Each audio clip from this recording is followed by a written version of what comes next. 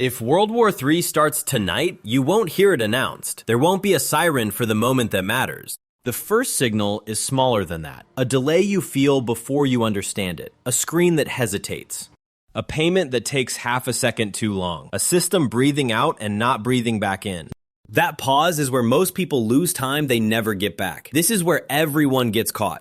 They think the danger is impact. It isn't.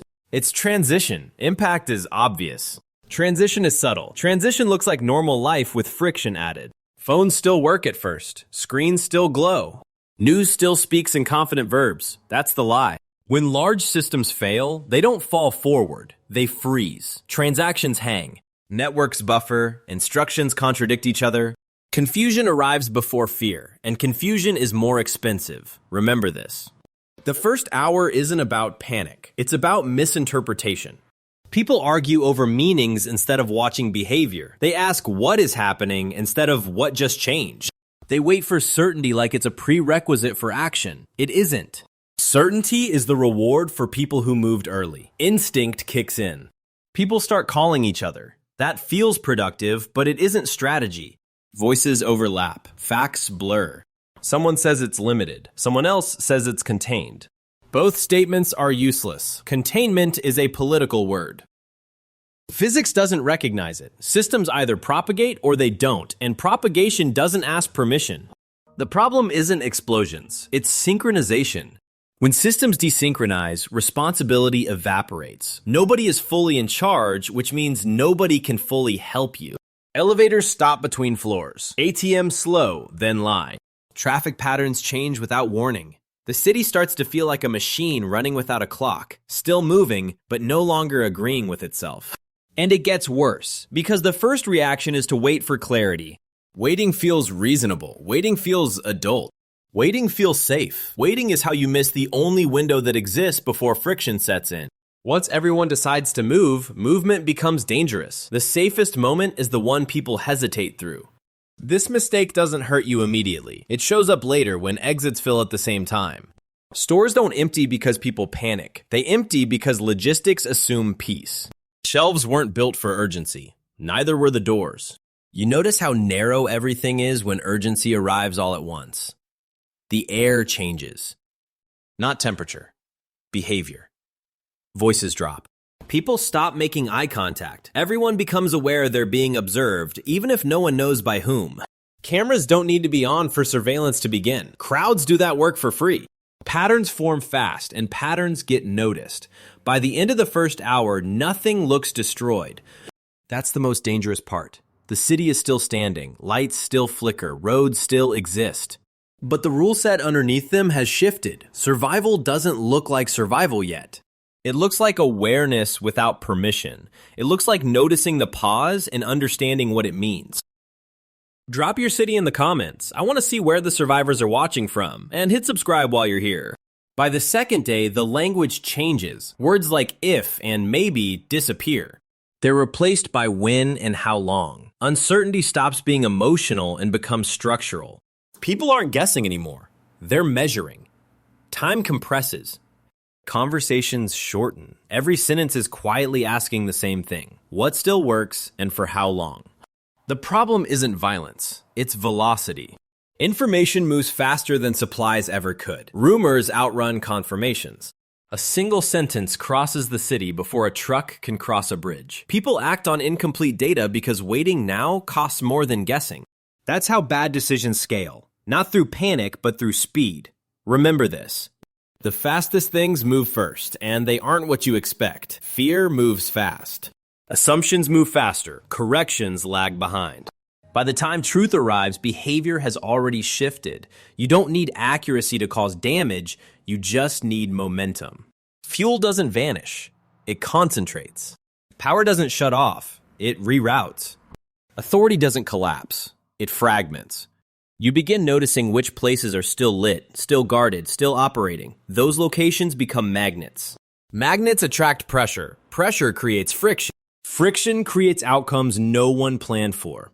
This is where it turns lethal. Not because anyone wants it to, but because movement creates collisions. Highways choke with vehicles that left at the same time for the same reason. Side streets fill with parked decisions. Cars run out of fuel where fuel can't reach them. The city fills with half-finished thoughts made of metal and glass. The mistake doesn't kill you today. It waits until paths narrow. When options collapse into funnels, choice disappears. Detours become dead ends. Familiar routes stop cooperating. Every turn costs time, fuel, exposure. The map you trusted was built for calm, not convergence. By now, help has conditions. Aid comes with questions. Questions come with delays. Delays feel personal, even when they aren't. Trust becomes situational. You start evaluating people the way systems do, by output, proximity, usefulness. Intention stops mattering when resources thin, and it gets worse. The second day reveals what was never designed to last. Refrigeration turns into a countdown. Medications become fragile. Water pressure fluctuates as priorities shift elsewhere. Upper floors lose reliability first. Height stops being advantage and starts being debt you have to climb. You learn the difference between access and control. Access can be temporary. Control attracts consequences. Being able to reach something isn't the same as being able to keep it. Anything stable becomes visible. Anything visible becomes contested. The city notices equilibrium and corrects it. Sleep shortens. Not from fear, from listening. The city has a new rhythm now, uneven and unfamiliar. You don't need to understand it yet, you just need to recognize that it exists. The war isn't close or far. It's already inside the system you live on, deciding what moves first. By the third day, nobody asks for permission anymore. That phase is over. Permission assumes someone is listening, someone responsible, someone authorized to answer. Instead, people start looking for patterns. Not rules, patterns. What happens regularly? What doesn't get corrected? What disappears quietly? This is how order reforms without announcing itself. This is where most people make the wrong adjustment. They think adapting means doing more, moving faster, securing harder, acting decisively. But systems under stress don't reward intensity. They reward alignment. The people who survive longest aren't the most active. They're the ones who blend into the rhythm that's forming. The problem isn't scarcity, it's visibility. Anything loud becomes traceable. Anything emotional becomes readable. Anything predictable becomes usable by someone else. You start noticing which behaviors attract attention and which dissolve into background noise. The city is watching itself now, even without cameras, because people have become sensors. Remember this. Silence isn't absence, it's camouflage. Not silence of fear, silence of efficiency. Fewer words. Shorter movements. No wasted gestures. People who still talk like it's day one stand out immediately. Standing out is expensive. Groups form without names. Not communities, functions. Someone handles access. Someone tracks timing. Someone remembers what happened yesterday and what failed the day before that. Memory becomes currency because records are unreliable or gone. People who remember routes, schedules, and mistakes quietly gain influence without ever claiming it. And it gets worse. Because by day 3, correction begins. Not punishment, correction. Behavior that creates friction gets adjusted. Noise gets addressed.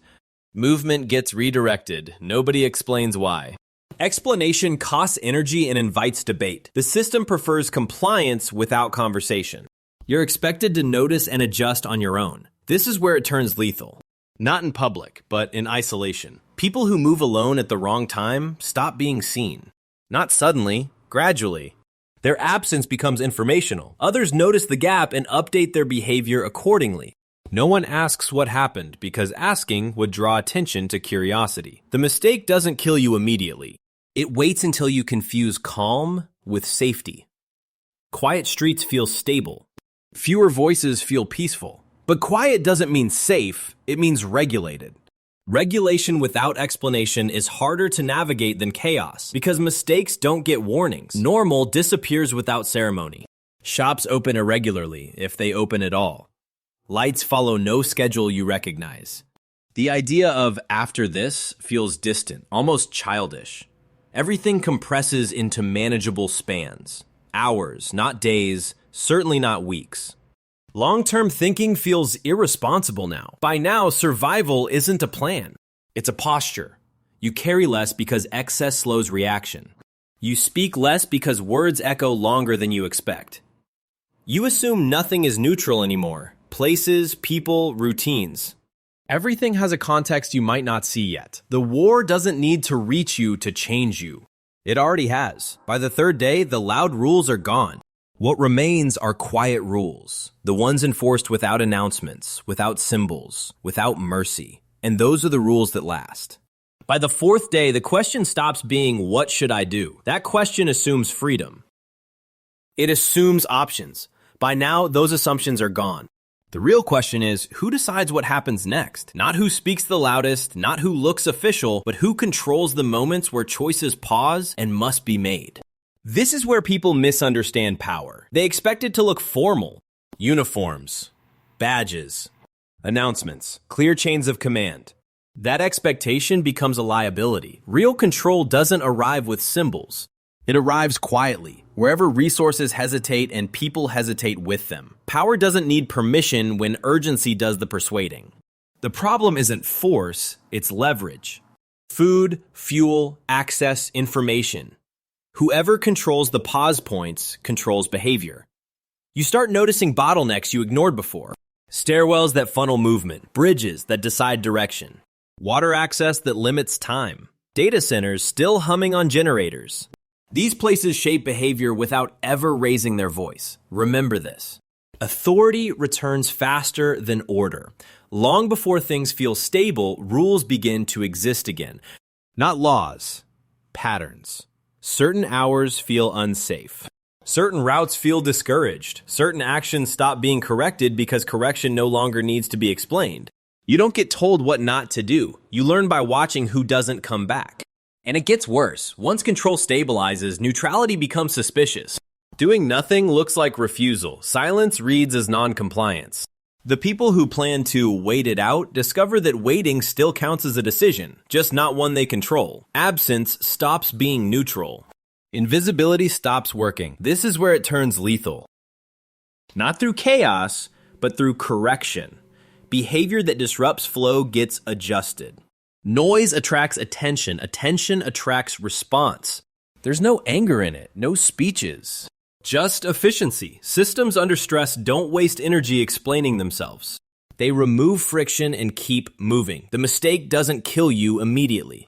It waits until you assume invisibility is permanent. People who survive the first days by staying quiet start to believe quiet is protection. It isn't. It's temporary tolerance. Once systems stabilize, everything unaccounted for becomes a problem that needs resolution. Groups begin to harden. Not into communities, but into roles. Someone manages access. Someone tracks time. Someone remembers agreements and violations. Memory replaces paperwork. Reputation replaces identity. You are no longer known by who you were, but by what you contribute now, and how reliably you do it. Sleep changes again. Not shorter, strategic. You wake based on sound, not light. You move when others don't. You learn that timing matters more than strength, and predictability matters more than courage. The city isn't collapsing anymore. It's reorganizing around friction, smoothing what fits and pressing down what doesn't. By the fourth day, the war doesn't feel distant. It feels procedural. Forms without paper, rules without names, decisions without discussion, and procedure doesn't care how prepared you thought you were. It only measures whether you align or become something that needs to be corrected. By the fifth day, the body enters the conversation. Not loudly, reluctantly. Until now, survival felt mental. Decisions, timing, awareness. On day 5, biology interrupts. The body stops following plans and starts enforcing limits. You don't feel injured. You feel delayed. Standing takes longer. Thinking takes effort. Movement requires negotiation. This is the detail people forget. You don't live in a body. You negotiate with it. Calories thin out. Not gone, just insufficient. Enough to move, not enough to recover. Sleep becomes shallow and segmented. Reaction times stretch by fractions of a second that suddenly matter. Hands shake during simple tasks. You mistake fatigue for calm because both arrive quietly. The problem isn't hunger. It's degradation pretending to be adaptation. People tell themselves they've adjusted because they're still functioning. But function is narrowing. balance slips. Coordination degrades. Small mistakes appear where none existed before. The body begins trading future capacity for present movement without asking permission. Remember this. The body fails before the mind admits it. Pain is not the first signal. Precision is. You drop things. You misjudge distances. You forget steps and routines you've done for years. Cuts linger. Bruises bloom slower. Fade slower. Headaches stay longer than they should. These aren't emergencies yet. That's what makes them dangerous. Dehydration rewires judgment before it causes pain. Thought becomes rigid. Risk assessment skews. You fixate on immediate relief and ignore secondary consequences. Clean water becomes hierarchy. Not weapons, not numbers. Hydration decides who can think clearly and who makes reckless choices. Reckless people become visible. Visibility attracts correction, and it gets worse. Sanitation collapses in layers. First, trash stops moving. Then waste accumulates. Then insects translate neglect into illness. There are no names for what spreads anymore, just symptoms and outcomes. Treatment becomes isolation. Isolation becomes disappearance. Disease doesn't need panic to work. It only needs proximity and time. This is where it turns lethal. Not in crowds, in corners. In people who sit down just for a moment, bodies become landmarks others quietly route around. No announcements. No ceremonies. Counting the dead stops because counting implies control, and control is already gone. The mistake doesn't kill you today. It waits until you ignore small warnings. Dizziness brushed off. Tremors explained away. Fever treated with hope. People push through signals because stopping feels dangerous. That works exactly once. After that, the body decides unilaterally. Groups begin selecting for strength without saying so. The slow fall behind gently. The sick are left out politely. No cruelty required. Efficiency does the work. Resources follow output, not need. Compassion survives only when it doesn't interfere with movement. You move less. You speak less. You plan shorter. The war hasn't touched you directly. No explosions. No uniforms. No front lines. But your body already knows it's there. It's adjusting its expectations downward, quietly deciding how much of you can be spent before the system notices. By the sixth day, long-term thinking disappears. Not because people give up, but because the future stops cooperating. It no longer behaves like something you can plan around. It resists projection. Anything beyond the next few hours feels abstract, almost dishonest. This isn't despair. It's calibration. The mind adjusts to what the environment will allow. This is where everything clarifies. Not because conditions improve, but because illusions finish burning. The idea that effort automatically builds towards something larger collapses. Progress stops being cumulative. Every action must justify itself immediately, or it doesn't happen at all. Momentum without payoff becomes waste. The problem isn't survival, it's continuity. Survival can be improvised. Continuity requires belief. Belief that today connects meaningfully to tomorrow. By day 6, that belief is gone. Plans shrink to narrow windows. Hours matter. Days feel fictional. Anything further out sounds like optimism, and optimism now feels irresponsible. Remember this. Civilization isn't infrastructure, it's expectation. Roads, power lines, buildings, none of them matter without the shared assumption that time will behave predictably. That assumption dissolves quietly. Maintenance feels pointless when there's no guarantee of use. Preservation becomes sentimental. People stop fixing what won't benefit them directly. Children notice the shift without naming it. They stop asking certain questions because answers no longer stabilize anything. Adults stop answering others because explanation costs energy without return. Skills replace titles. Memory replaces records. Names matter less than usefulness. The past becomes a liability because it distracts from what works now. And it gets worse. Adaptation hardens into identity. People who learn to live inside this compressed timeline stop wanting change. Not because they're cruel, because uncertainty is expensive. Stability, even brutal stability, feels safer than transition. Any sign of reversal threatens the balance they've already paid for with comfort, relationships, and restraint. This is where it turns lethal. Not for the weak, for the hopeful. Hope creates movement. Movement attracts attention. Attention invites correction. People who talk about rebuilding, restoring, or after this stand out. Standing out destabilizes patterns, and patterns protect themselves. The mistake doesn't kill you immediately. It waits until you believe the future is owed to you. That belief encourages risk, noise, visibility. It creates behavior that doesn't align with the new constraints. Systems under pressure don't negotiate with that mindset. They remove it. By now, the city isn't a city. It's a filter. It keeps what fits and grinds down what doesn't. No ideology, no intent, just physics applied to people. Energy flows toward efficiency. Anything inefficient gets corrected, absorbed, or erased without ceremony. Survival isn't heroic here. It's tolerated. You're allowed to exist as long as you don't interfere with the pattern that is formed. Tomorrow doesn't care what you learned. It doesn't reward insight. It only measures whether you repeat mistakes and whether you expect something it no longer offers.